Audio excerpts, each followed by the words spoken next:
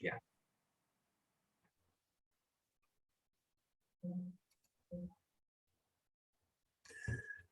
Okay, welcome to those out there that have come for my presentation. My name is Eric Kosman. I am the co-chair of the ISA 99 committee that is responsible for the ISA IEC 62443 standards on industrial automation and cybersecurity. So I've got about 25 minutes to give you a quick overview of some of the work that we're doing in the committee.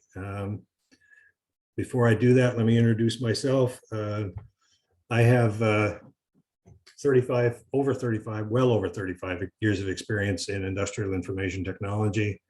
For the past 15, actually more like 20 or plus 20 years in cybersecurity experience, industrial cybersecurity experience, both at the company sector, national and international level. I retired from the chemical industry several years ago, but have retained my involvement in the standards related efforts. I'm a founding member and co-chair of the ISA 99 committee. I'm also a former leader of the chemical sector cybersecurity program through the American Chemistry Council and with international involvement, and past president of standards and practices at ISA, which is, if for those of you who are not familiar with ISA, it's the International Society for Automation, and had the privilege of being the society president in 2020. So that's a little bit about me.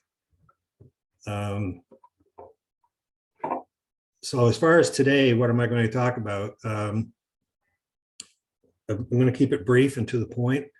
The first item is, the first message that I'll be leaving you with is the ISA 99 committee's involvement, basically our efforts to develop standards for industrial automation cybersecurity, and then focus a little bit more sharply on activities that are related to IIoT, which I understand is the theme of your conference. And I do want to, I was remiss when I started in thanking Carl and the organizers for giving me the opportunity to present this information. I hope you find it useful. So a little bit about the committee itself. Our committee, and this is a direct quote from the committee scope description, so you can read this. I won't read it to you, but basically you can see that our scope is focused on consequence. The intent is our standards to develop a series of standards that could be used to protect and address cybersecurity for any industry or sector that would have potential consequences similar to those on this list. Anything from endangerment of public or employee safety, all the way down through economic loss, impact on national security, and so forth. So it's a pretty broad scope. And the beauty of that, the advantage of such a broad scope, is that we have found that our standards are being applied in a host of industry sectors. And since I'm speaking to probably a primarily European audience, the IEC 62443 standards have recently, within the last year, been formally designated by the IEC Standards Management Board as what they call horizontal standards, meaning that these standards are suitable for application across multiple sectors. So that sort of increases our potential audience. About our committee, we have 1,300 members on our committee. A small fraction of those are actively contributing, but 1,300 members who have joined at least to stay involved and informed about what we're doing. And we have expertise from a variety of sectors that you can see listed on this slide. Pretty broad representation, including government agencies, both in the US and elsewhere in the world, and both suppliers and asset owners. Our membership to our committee is open to anyone that, anyone that wants to contribute. And I'll leave you with some information at the end of this presentation about how you can contact us.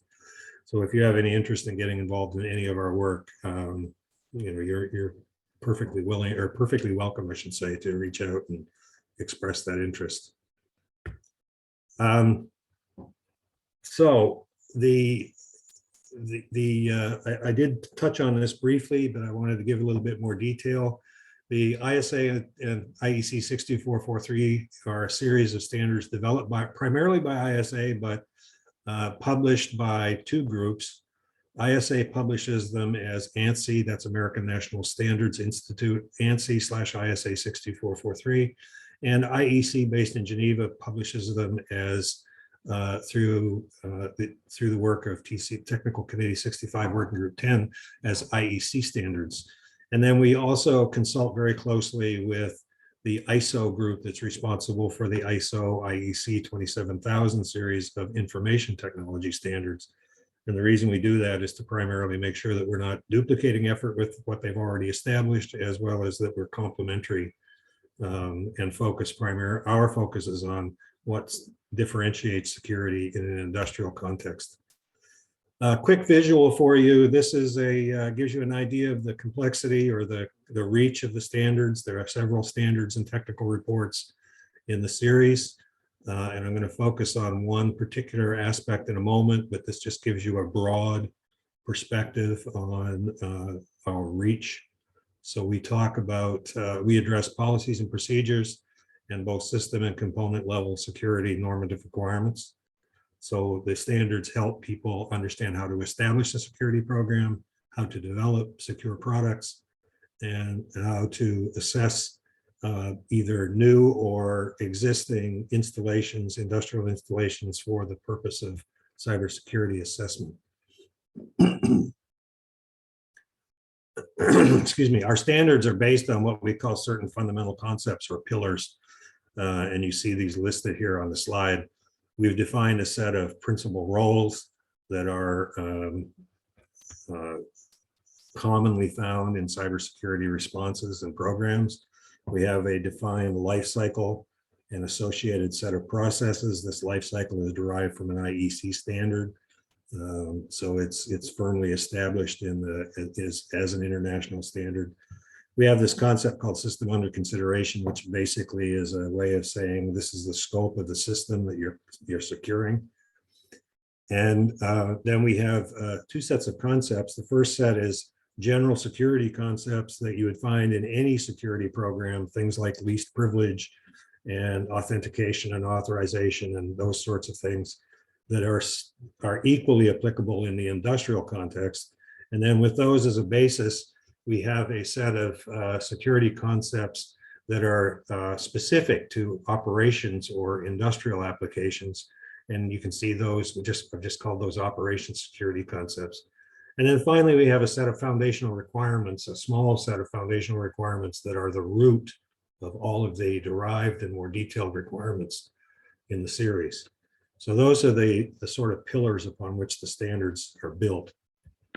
So with that quick introduction give you a context of 62443, I wanted to keep that very brief because my remarks today are focused on what are we doing that is related to the industrial Internet of Things. So some time ago, we formed a work group in our committee basically to answer two pretty fundamental questions. The first question was, what is the applicability, what is the potential applicability of the standards that we have developed in an industrial Internet of Things environment? In other words, an environment where the IoT technologies are being applied. So that was question one. And the second question, which is a complementary question, was how might we consider amending or revising our standards over time to better accommodate the developments coming out of the IoT trends? So, as devices are getting more intelligent and proliferating through the industrial environment, how does that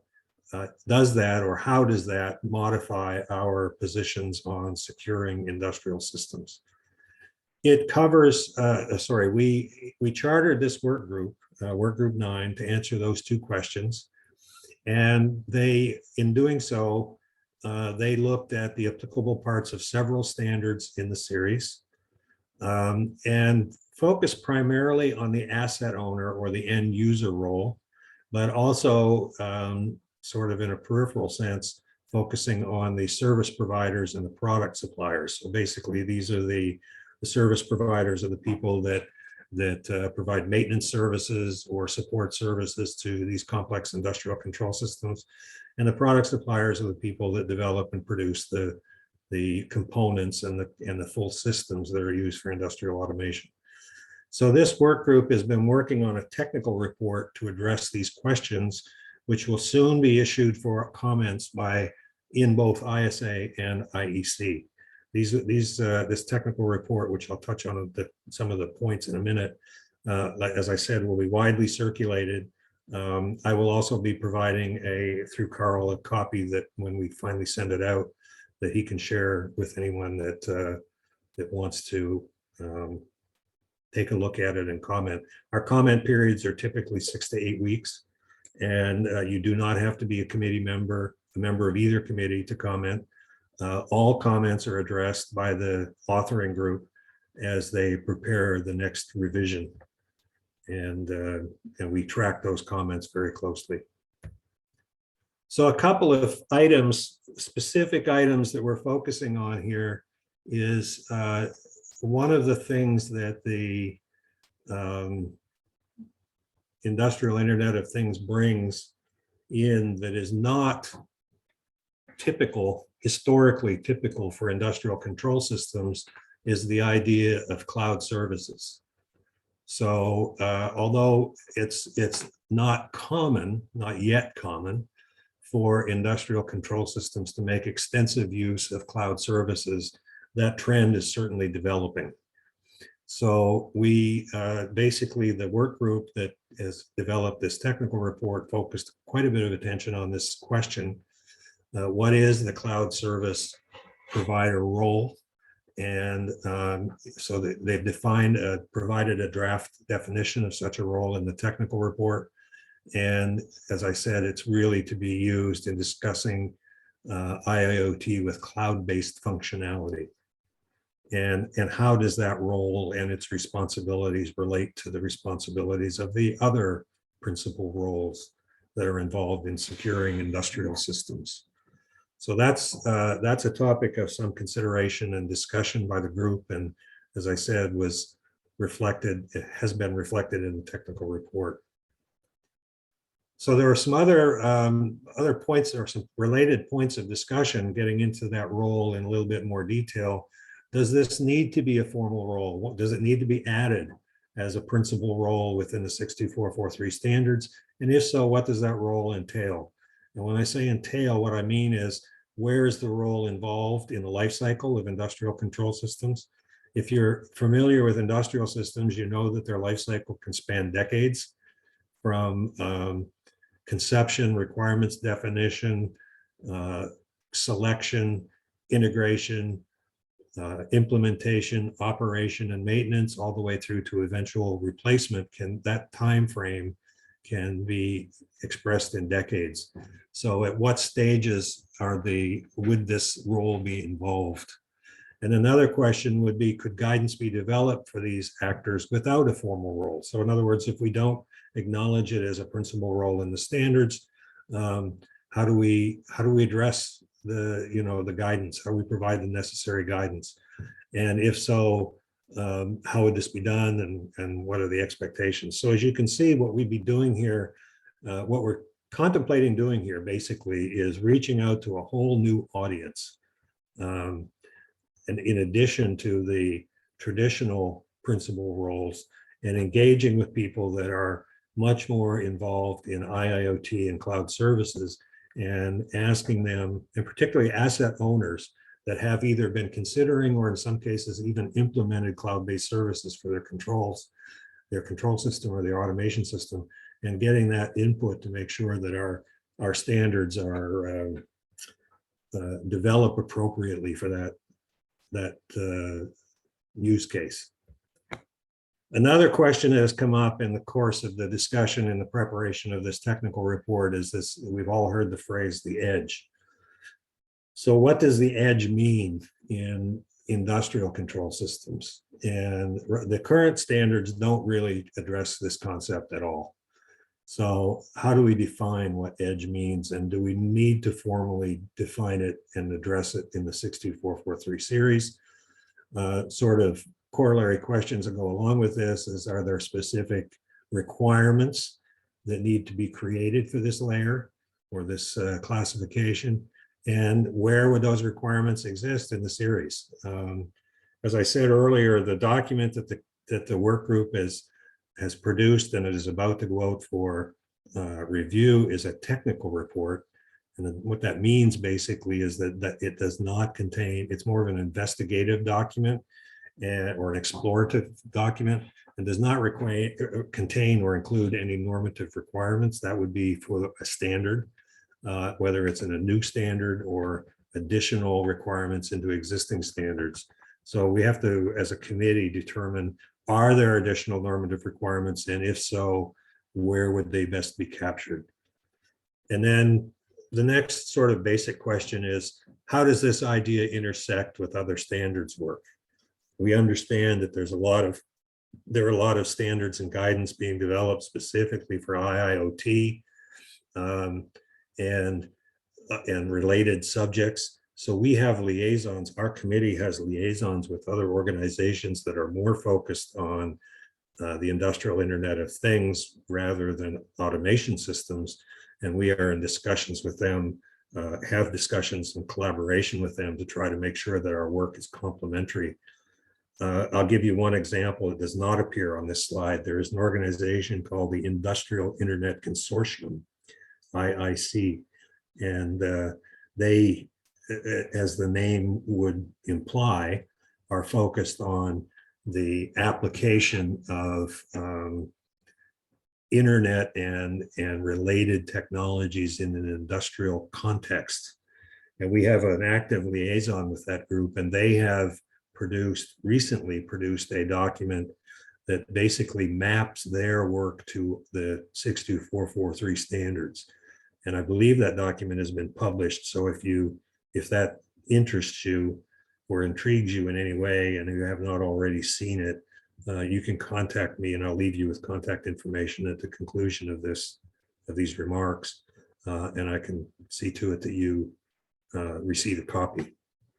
So that's just one example of how we're trying to cross or connect our domains so that automation systems are more cognizant of developments in areas like IoT and vice versa. So I've already alluded to this, going back to the figure that I started with, which is the standards as they exist today. We have this new technical report, which has not yet been formally assigned a number in the series. It's called the Application of the ISA IEC 62443 Standards to the Industrial Internet of Things. And we will soon be releasing this. It's in final editing right now. I'm waiting for some edits to come back from the IEC. But once we get those finalized, as I mentioned in an earlier slide, we will be issuing it both through the IEC commenting process and through the ISA commenting process. So that's pretty much all I had to say. I think I came in a little under the time I was allowed. I'd certainly welcome any questions that you have, but before we open it up to questions, I'll leave you with this contact information. We have an ISA committee page, which is really just an introduction to the committee. It provides some overview information. We also have a LinkedIn group for the ISA 99 committee if you're interested in joining. And you don't have to be a committee member to be in the LinkedIn group. It's basically for anyone in it who has an interest in our committee and its work. Probably most practically, if you want to reach the co-chairs, myself and Jim Gilson, who is my other co-chair in the committee, we've set up an email address. You can just send it to isa99chair@gmail.com. And if you have any questions, and we'd be happy to get back to you. And then a couple of other names just for your information. A gentleman by the name of Joe Weiss, who is our managing director of our committee.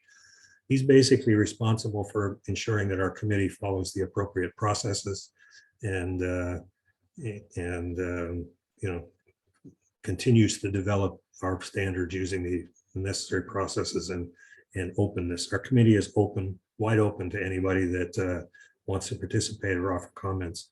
Joe, you may recognize, I don't know if you have any involvement in the cybersecurity, industrial cybersecurity space. Joe is a very widely published and spoken author and contributor on this subject. And then lastly, Ileana Brazda is our staff contact at ISA. And she is our person that sort of handles most of the logistics and getting new members signed up and things of that nature. And I think that's it. So, Carl, I'll turn it back to you if there are any questions. I'd be happy to try to address them. Thank you, Eric. It doesn't seem that the audience have any questions at this point in time. However, I've shared your email, isa99chair@gmail.com, on the chat here for ease of reference.